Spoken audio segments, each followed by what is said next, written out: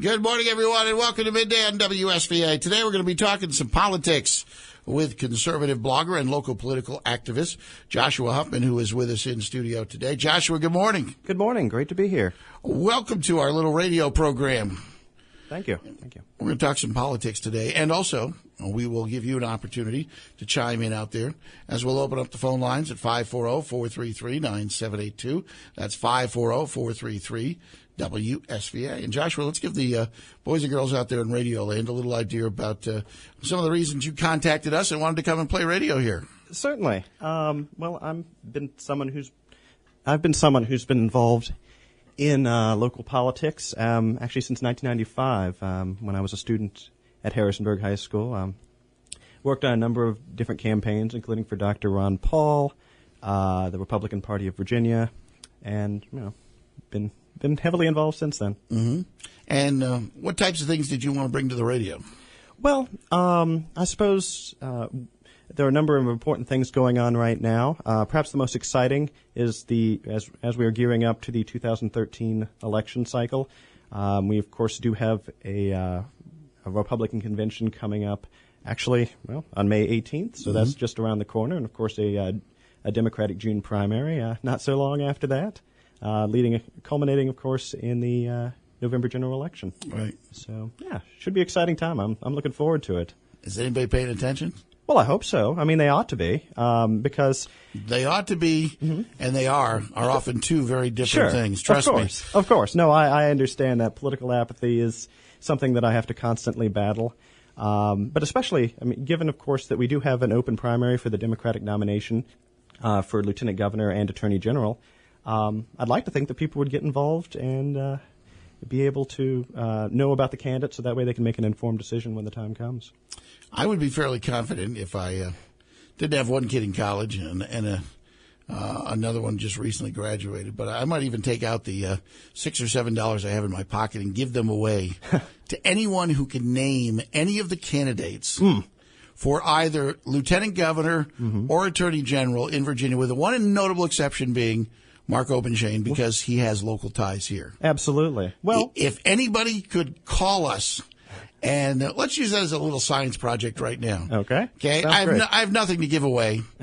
If you can just call and name one of the candidates, excepting Mark Obenshain, again, because he has local ties, if you can name one of the candidates for either attorney general or lieutenant governor on either the Republican or Democratic side, and we have a lot of them to choose from, don't we? Oh, yes, quite a few, especially on the Republican side. Yeah. How many are running for lieutenant governor? 7. 7? Yes. 7. 7 candidates for lieutenant governor. It's amazing. Holy mackerel.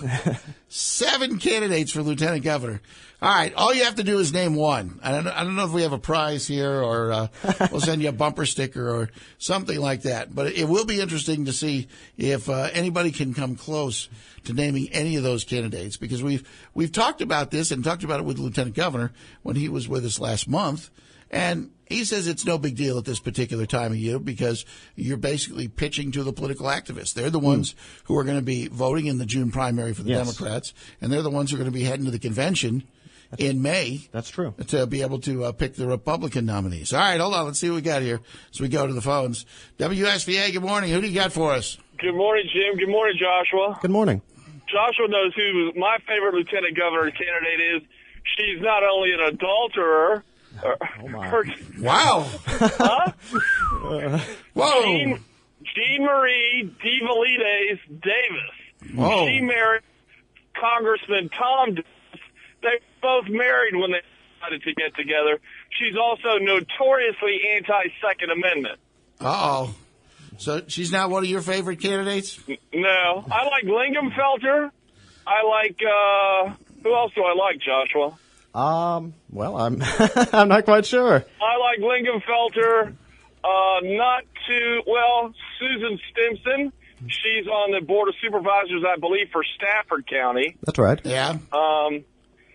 Not too sure who I'm going to pick for Attorney General. You do have Obenshain, but you have a carbon copy in Rob Bell. So, okay. I don't know. It'll be a fun season, though, Jim. Not quite as many candidates as we have for the clerk of the courts race, though. You know, that was among the really fun times that I enjoyed. I know, Jim. I remember. Putting all those candidates' forums together. All right, folks. Thanks. All right, thanks. Bye. All right. So there you go. We got a couple. Mm-hmm. If you can name any of the others, let's see if anybody can name any of the Democratic candidates. Okay? You figure the Republican candidates, there'd be some folks who would know them here. Come on. Who's any of the Democratic candidates for either Attorney General or Lieutenant Governor? And we only get, how many? We only got 2 of the, 7? That's correct. For Lieutenant Governor on the Republican side. Yes. So apparently there's like another handful of candidates out there. Absolutely. That's right. We are 2 weeks away? A little over. May 18th is the Republican convention. Where's that going to be this year? That's going to be at the Richmond Coliseum in Richmond. The Richmond Coliseum. What a wonderful hole in the ground that is. You all enjoy that trip tremendously. No, we did not. He's running for lieutenant governor. E.W. Jackson? Yes. What is his background? He ran for Congress most recently. Yes. He Okay. ran for the Republican nomination for U.S. Senate against Jamie Radke, Bob Marshall, and of course George Allen, who was the eventual nominee. Right. I must say I'm not familiar with his work. With Bishop Jackson? Yeah, not familiar with that. Okay. I may have heard the name, but just not. Where's he from? What portion of the state does he hail from? He's from Tidewater, Virginia. Tidewater? Mm-hmm. You would think a guy from Tidewater would be able to accumulate some votes. So is there anybody right now who's considered a front runner? You got 7 candidates? Well, if you want me, should I mention additional candidates? Sure. If I had to make a guess, I would say the 2 front runners right now are Corey Stewart and Pete Snyder. Pete Snyder. To be my guess. Right, and Pete Snyder got a lot of exposure working for the George Allen campaign. And wasn't he? He's a former party official. Yes, he was the 2012 Virginia Victory Director for the state party. Okay, that didn't work out real well, did it? Well, it's a rather curious name. So that might be something he wants to take off the. might want to take that off the resume.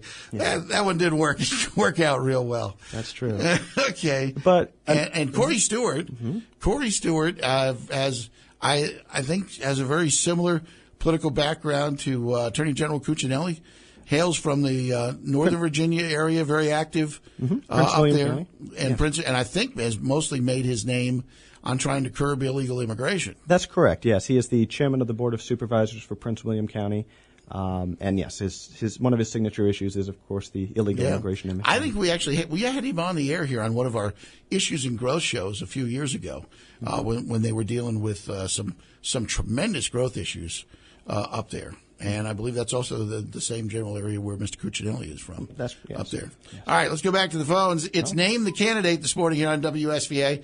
Let's see if anybody can name any of the Democratic candidates for either Lieutenant Governor or Attorney General.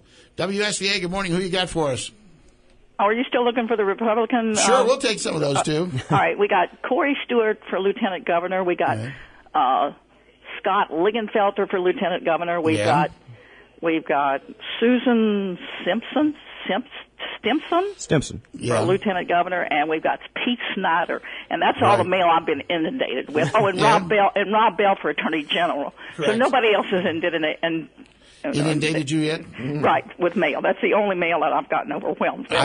I would assume you're involved with the party in some particular way?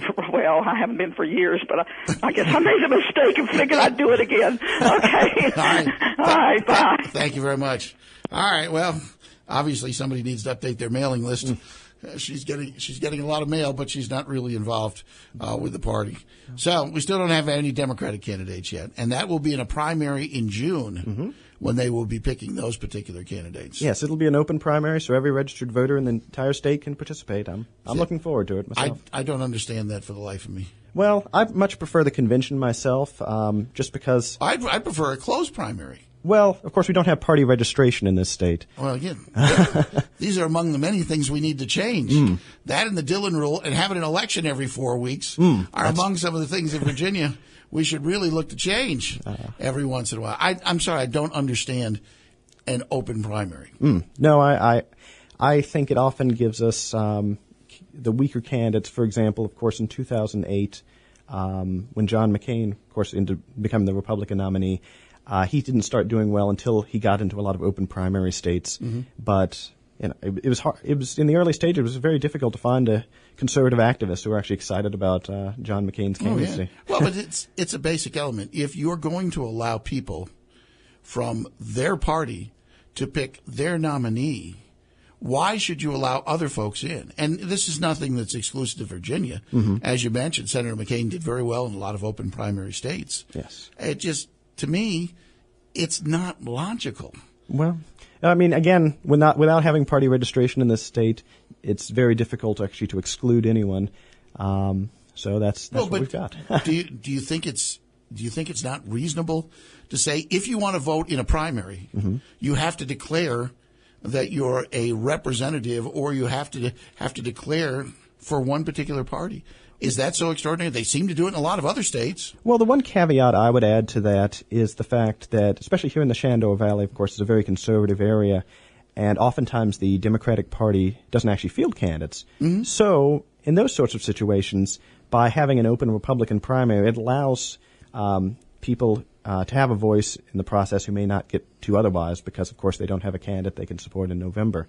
So they either, of course, choose the candidate that they think is most aligned with them, even though they happen to be of a different party. But you're, what voice should you have in picking in picking the other party's candidate? No, I understand that. Absolutely. I mean, for the life of me, I know some folks argue that you don't want to eliminate people and other stuff, but don't you at some particular point in time? I mean, if you're doing it through a convention system or something else, I would assume that most of the people who are going to be at the convention on May 18th are probably going to be Republicans. Oh, I without a doubt. I mean, just given I would assume people can't wander in off the street to vote for whoever they're going to vote for. I mean, obviously, it will have no significance in the race for governor now, with Ken Cuccinelli basically running unopposed. Yeah. But as far as lieutenant governor and attorney general is concerned, it obviously will have a dramatic impact. Oh, absolutely. And of course, I figure if you didn't actually care too much about who the nominee was, you wouldn't spend the time and money, of course, in gas alone, of course, to go down to the convention and participate in that process. Yeah, but it just, I don't know. I've never basically understood what is gained by allowing folks who in some cases might have some nefarious reason for wanting to vote to not have a stronger candidate come up. But also, I just don't know why they should. If you're sitting here in the Shenandoah Valley, you don't have the right to vote for a representative from the 1st Congressional District. That's true. They don't represent you. That's true. You vote for whoever represents you in the 6th Congressional District of Virginia, if that's where you happen to live. I don't know why that seems so. It seems okay to do it in races for Congress. Is it viewed that much more arbitrary and capricious, to do it in a primary to select your candidate? I wouldn't think so. I know of course, originally the nomination for the Republican governor would have been decided by a primary, and the state central committee changed that to a convention, which I think was one reason why Lieutenant Governor Bill Bolling, of course, is no longer running. Oh, he has said that very openly to us many times. If there had been a primary, do you think there'd be a different nominee? Personally, no. I think Ken Cuccinelli has done an excellent job letting the public know who he is, and is very popular among most activists here in the state.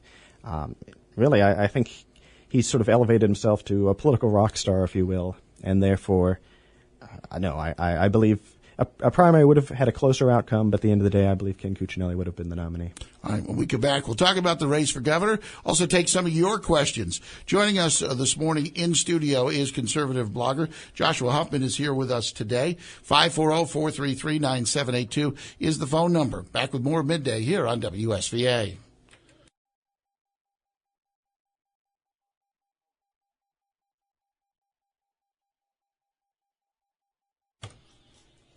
Welcome back to Midday on WSVA. Talking some politics this morning. Virginia politics so far with political blogger Joshua Huffman, who's here with us in studio.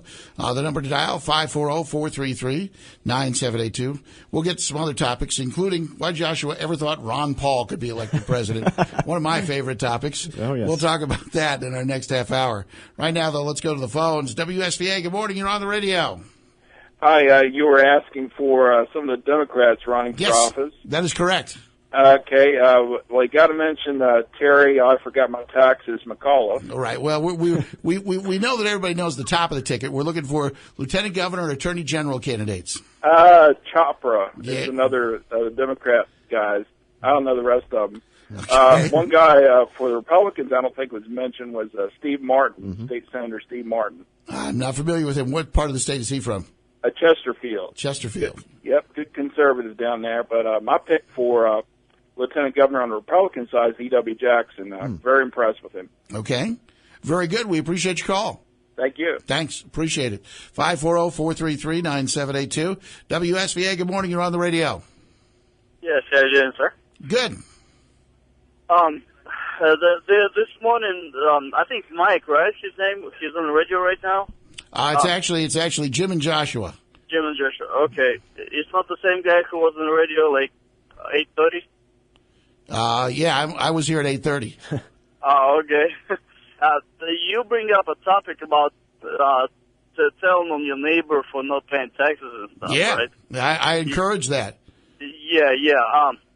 Well, you person I want to talk to, just a couple of, well, God says, the one without the sin, throw the stone first, right? Uh-huh.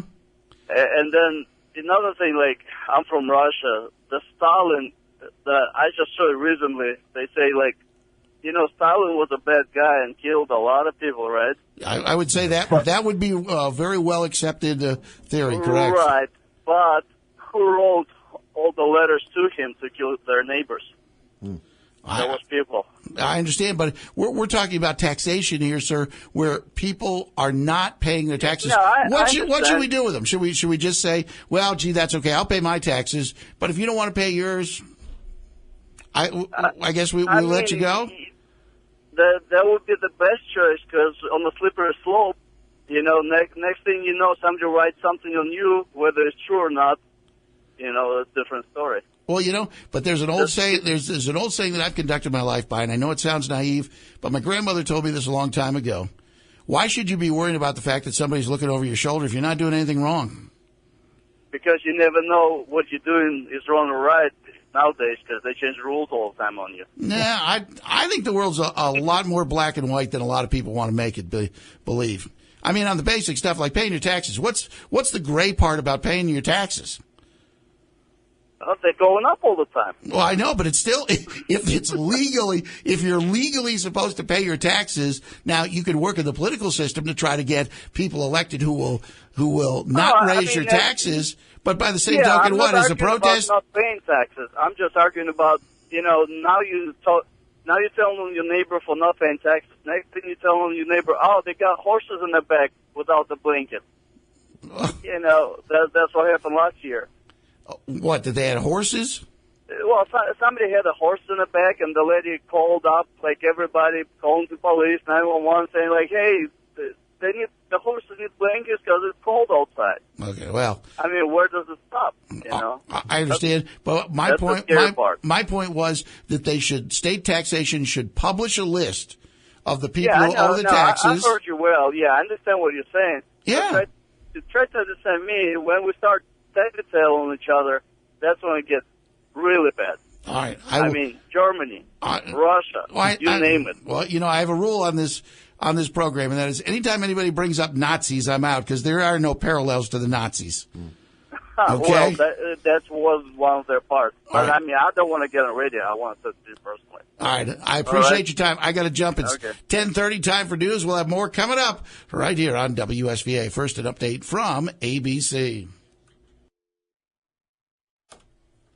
10:33. Welcome back to Midday on WSVA. We're talking politics today with conservative blogger Joshua Huffman.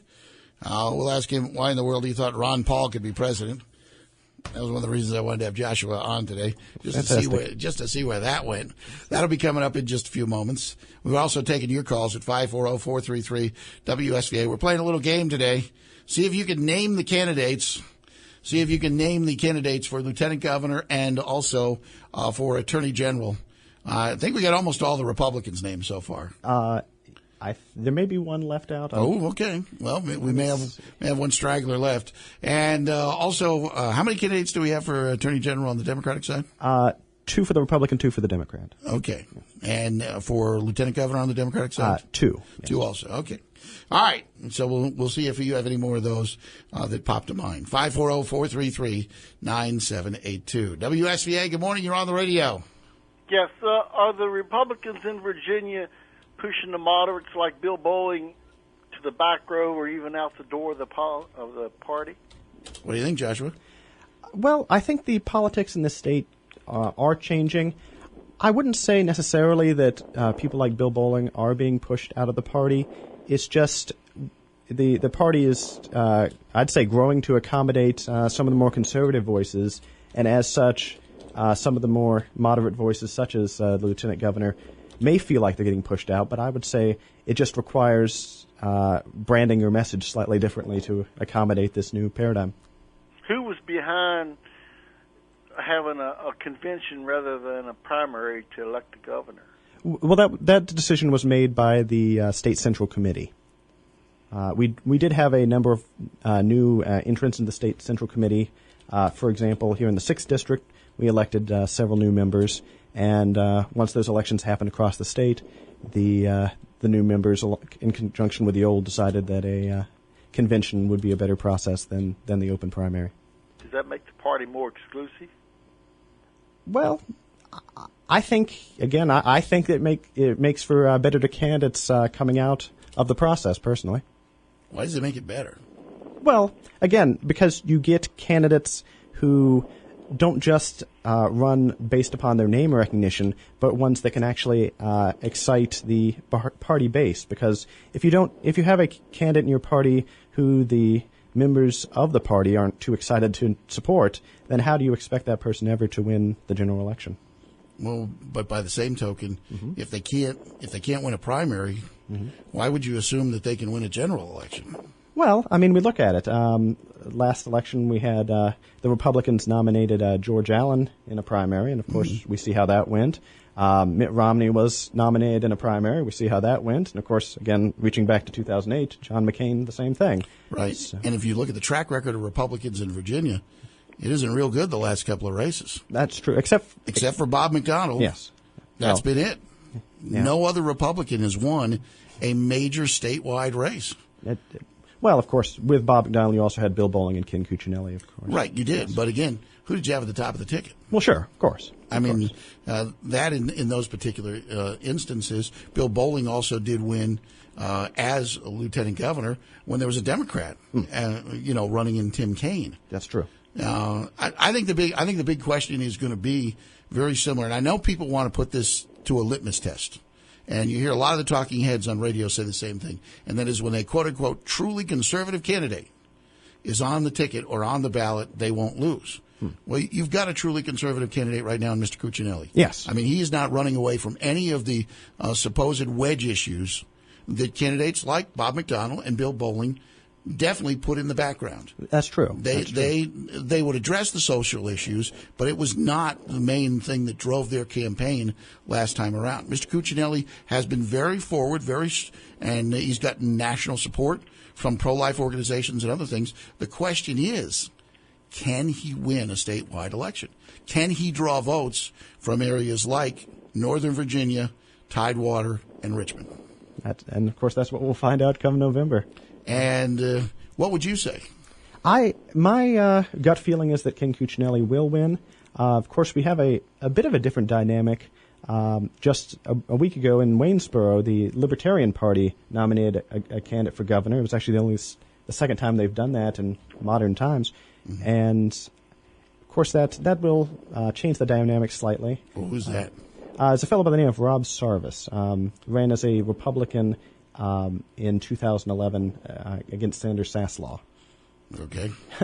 If you say so. Well, yeah. Not familiar, again, with their body of work. Certainly. But do you actually think the Libertarian candidate is going to make some type of impact or imprint on the race for governor? Well, I would assume that if he were not running, that Ken Cuccinelli would draw a larger support from the Libertarians than Terry McAuliffe. For example, of course, in 2009, Dr. Ron Paul actually did endorse Ken Cuccinelli for Attorney General. And I think he's done many things that libertarians would be pleased about. So, of course, and yes, of course, if you look in terms of sheer vote total, it may not make that much of a difference. But there's also you also have to consider monetary contributions, the time the activists give, and all that sort of thing. So. All right, caller, we do appreciate your call. Thank you. Let's talk about the race for governor. And right now, I believe Don't Know, Don't Care is beating both Mr. Cuccinelli and Mr. McAuliffe, or Undecided. Yes. I believe is right now beating both of those gentlemen. When you take a look at this race, it does appear you have two very clearly, distinctly different candidates. I would say so. So this is going to be, I would think, would be a litmus test for something that I think the far right of the party has wanted for a while, and that is they want an unabashed conservative candidate. I would say so, yes. Many of us have been looking forward to that sort of thing and excited to see where it goes. And what have you seen in the changing dynamics in the Commonwealth of Virginia that leads you to believe that a truly, and I think Ken Cuccinelli will be probably the most conservative candidate that has probably run for statewide office since Jim Gilmore? Well, I would say perhaps even more conservative than Jim Gilmore myself, but yeah. Maybe since George Allen ran for governor? First time around? Sure. So, I mean, you've got a very conservative candidate, and you think that'll fly. And again, because the traditional folks who write and cover politics are saying that Mr. Cuccinelli's pro-life stance will cause him some problems, probably not in the Shenandoah Valley at all, but in Northern Virginia, in Tidewater, and in Richmond. And when you take a look at where races are being won in the Commonwealth, they're not being won so much in the Shenandoah Valley. Yes, true. As they are in those other areas. That's true. Well, of course, when Jean Marie Davis came to speak to the local Tea Party, she pointed out that she's been elected multiple times and maintains a very strong pro-life stance in Northern Virginia. So I don't think... And Corey Stewart also. Oh, yes, absolutely. And as we said, that's where Mr. Cuccinelli yes. Really got his political career off the ground. So obviously it has some traction in certain areas. Absolutely. And of course, one does have to keep in mind that in previous gubernatorial races that some people will go to the polls just as a referendum on the president. And of course, I know there are a number of people who aren't so enthusiastic about Barack Obama right now. Do you really think that's the same atmosphere that we had 4 years ago? I don't sense when you've had a candidate who has already won one election, I don't sense that there's as much fervor or that this election or the election involving Chris Christie in New Jersey, because those are the only two that'll be this fall, are going to be in so much as a referendum on the president. I definitely think you're right. I think it was a referendum on the president last time around in both 2009 and also the midterm elections in 2010. Now, the midterms may be next year, but I'm just not sure that either of these two gubernatorial races are going to be a referendum on the president. Well, one thing is for certain, given, as you mentioned, that only Virginia and New Jersey are the only two states that are holding elections this November, a lot of money is going to be poured in on both sides of things. There's nowhere else to go. Absolutely. So I would expect this to be a very heated race, a very closely watched race, and we'll see how it goes. If you have a thought or a comment, you can join us at 540-433-9782. Now, I've got to tell you, when you sent us your information and you put representative for Ron Paul, yes, I put that out there in the la-la land. I got to be really honest with you. That's been fairly consistent of what I've talked about on the radio. I don't think Ron Paul ever had a prayer to be elected president of the United States, but he did do something. Yes. And you have to give the congressman his due in that respect, and that is he got people energized, he got people to participate, and when you take a look at it, of all the folks who were running for president, aside from Mitt Romney and also for that very short period of time, the fellow from Pennsylvania, the senator, why can't I think of his name right now? Rick Santorum. Ron Paul was probably the only other candidate that in each and every primary got, even in the caucus states, got a percentage of the vote. Why did you ever think Ron Paul could be elected president? Well, of course, I got involved in this campaign back in 2007. I had just finished up a political stint working for a pro-life organization in Tennessee and needed to find a candidate that best represented my values. Of course, at that time, I didn't know much about Ron Paul. But really, I think he has talking points that really resonate with the people of the Shenandoah Valley, saying that the best thing that the federal government can do in most situations is just sort of leave us alone. Let us take care of our own affairs, not having them meddle in it.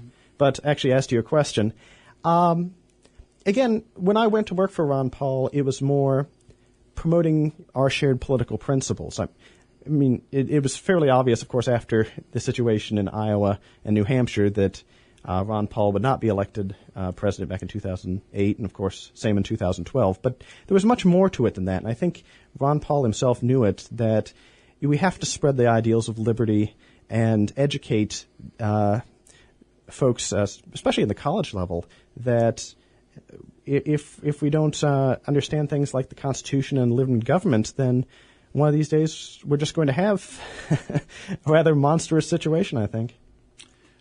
You've got to explain one point to me, and I've never understood this theory in politics. All right. And that is kind of like the good battle, the lost cause. Statistics have showed us in the last couple of elections, one that I remember very specifically from 2008, and that is if John McCain had gotten the same percentage of Hispanic vote that George W. Bush did, he would have won the election. Yes. He would have beaten Mr. Obama. Yes. I believe the Lieutenant Governor gave me some statistics that in certain elections in Virginia, if the same percentage of folks had turned out in the Shenandoah Valley, statewide candidates, Republican candidates, would have won election. Mm-hmm. And then you look at Mitt Romney, and if he had gotten a certain turnout, I don't remember the statistical breakdown, but if he had gotten the same amount of support that George W. Bush or others had before him, he also would have won the election. Yes. Can you explain to me why folks are willing to sit on their hands and not vote and basically allow a candidate that we know they don't approve of? Yes. Whether it's the president or whether it's a candidate from the other party to win, and they basically sit home and say, I don't like this candidate, so I cannot support him or her, even if it means I'm going to lose the election. That's true. There's a basic rule in politics. If you don't win elections, you don't get to govern. Why is that so hard for people to understand? Yes. And then if you don't show up, guess what? The other guy or gal could very easily win. Mm-hmm. Why do people want to do that?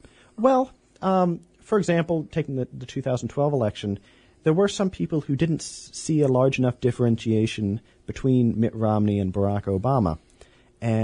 But those same people did not vote for Barack Obama. Sure. But I suppose you could, if you think about it, if Barack Obama gets reelected, then in 4 more years, of course, he won't be running any longer. If Mitt Romney gets elected in 4 more years, we'll have President Mitt Romney running for reelection. So I would guess it's perhaps a bit more of a long-term view in that certainly you sacrifice your any chance of governing in the short term for perhaps something better in the long term. Perhaps. Well. Perhaps instead of going and casting a vote and defeating Barack Obama right now. Well, again, that's what I would assume is the theory behind that line of thinking. Don't understand it. I don't understand people who don't want to vote. And again, there are other candidates that you can vote for. Oh, yes. But we had tracking, I think, in a lot of these races that a lot of these folks just didn't vote, period. They didn't vote for Ron Paul. They didn't vote for anybody else. They didn't write in Snoopy, and they didn't write in Underdog or anything else. Yeah. They just didn't vote. Well, I think that's a shame because if you don't vote, you really have no voice in the matter. And even if even say in races here in the Shenandoah Valley that are often uncontested, by going in there and casting your vote, even if it happens to be for somebody you write in, that at least that says something. But staying home, I don't understand that at all. Well, and the other thing that I think should worry a lot of folks about the political process and why more and more people, I believe, are being turned off by the political process is the simple fact that fewer and fewer people are deciding these races. The percentage of the vote is drifting down, and when you look at some of the races, particularly all these races we have in Virginia, where every 6 months we get somebody running for something. Yes. Well, you've got some races in the before they moved, I think, the city elections. I think it was down to like 15% or 20% or. Oh yes, the municipal elections were rather poorly, poorly attended, if you could say. But yes, now that they are tied with the November general, you do see an upsurge in that. But on the opposite side of things, I feel like when it comes to the city council elections, oftentimes you get people who are less well informed about the city council candidates and just vote for whoever happens to be of their party and not actually even know anything about the positions of the people running, which I think is a bit of a tragedy. Is that wrong? Well, they're showing up and they're voting. Sure. But and you get these other people sitting around saying, well, you know what, I don't like these people, so I'm going to, of course, do the very democratic thing. I'm not going to vote at all. Yes. I'd be honest with you, I don't have much sympathy for those folks. If you're not going to participate in the process, which I will always give the benefit of the doubt for people who will participate in elections, even if they don't think they're going to have a chance to win. If they're just going to go out and they're going to compete and they're going to present what they believe is an important message, and you're willing to throw yourself out there in front of the public, I always believe those folks deserve the benefit of the doubt. Then a lot of folks who sit around and, to be honest with you, don't pay attention. And, it'll be interesting as we continue to take a look at the undecideds in the race for governor. That when we start to get to July and August, and when you finally get to September and October, when people are supposed to be paying attention, if you still have large numbers of undecided, it could be a very interesting election. Oh, it could. It could be one of these ones that comes down to something very small, indeed. Yeah. But then if people do wake up, and probably, as you're right, with the amount of money that's going to be spent. Oh, yes. It's going to be probably very difficult to hide from the race for governor come September and October. I would expect that by that point, people will be sick of both Terry McAuliffe and Ken Cuccinelli just because they hear so much of them on TV. They get, of course, the mailings, as you point out. Those will be, I would expect, astronomical. Yeah. Well, we will wait and see. It should be, as you said, fairly interesting. And we do have the two events coming up, and that is the Republican convention in May, on May the 18th. And what's the date of the Democratic primary? Is it in June, did you say? June 11th is the time. Okay. Yeah. June 11th is the primary for the Democrats. Got a couple minutes left. If you have a question or comment, we're talking this morning with conservative blogger Joshua Huffman. Our phone lines are open at 540-433-9782. That's 540-433-9782. When you contacted us, one of the things you wanted to talk about was to get people involved more into local politics. Absolutely. And talk a little bit about that, because as someone who has been here for a lot of years and done a lot of candidates forums and sat here and stared at myself in candidates and, had to come up with all sorts of questions, it just, to me, there are certain elections you have that seem to involve a lot of folks. Then there are other times when you sit here and, let me tell you, we could give away gasoline and we can't get calls to candidates forums. Sure. How does the Valley rate, in your belief, as far as involvement is concerned? Well, not as much as I would like, but of course, going to the House of Delegates, this is the first time, I think really in my memory, that we actually have several Republican candidates who are facing primary challengers, both in the Winchester area with Delegate Sherwood and Shandor County and Northern Rockingham and Delegate Gilbert. And, of course, there are rumors that Delegate Landis will be facing an opponent as well, although nothing's been confirmed with that. So, and I think that will help improve the process and get more people involved, because they'll say, hey, it's not just one person on the ballot time after time. It's, we actually can make a choice here. And I think that's a good thing. I think the more people get involved is always a good thing. The more opportunities that people have to participate, which, again, goes back to my theory of why, if you want to be a successful party, you would decide to pick a convention over a primary. is beyond me, because in those particular cases, the people who are rewarded are the ultimate political insiders. You're limiting dramatically the number of people who can participate, and in a lot of cases, you're going to have the so-called political elite. I'd be more than willing to go through the Richmond Coliseum on May the 18th, and you're going to find a lot of folks with long-time standing ties. Oh, yes. To Virginia politics. I just don't know why that serves a party well. Well, I believe if a party doesn't nominate a candidate that's particularly well received by their base, the people who will go out there and do the volunteering, the people who go out and give the money, then they're going to have a very difficult time in the general election. But I go back to my point. In that particular case, then they wouldn't win a primary. Right? Sure. I mean, if they can't excite the base and they can't raise money, I would say the possibility of winning a primary is going to be pretty slim. Yeah. No, you do make a point there. You kind of need a lot of money, and you kind of need a lot of support to do one thing in a primary, and that is to turn out your base. Absolutely. No, that is a valid point to be made. I prefer the convention process over the primary, just because I think it leads to better candidates. And, I guess this year's election will be a bit of a test in that regard. If Ken Cuccinelli does best Terry McAuliffe, which, again, I expect he will, then perhaps that will lend a bit of credence to the convention over the primary, because, of course, the Republicans chose that method and the Democrats chose the other. All right, well, we'll see. Yes. Come November. Absolutely. We could have some very, very interesting results. Joshua, we appreciate you joining us today. If folks would like to keep up on some of the things that you're writing about, where can they find your work? My work, you can find actually 5 years of it on my blog. It's virginiaconservative.wordpress.com.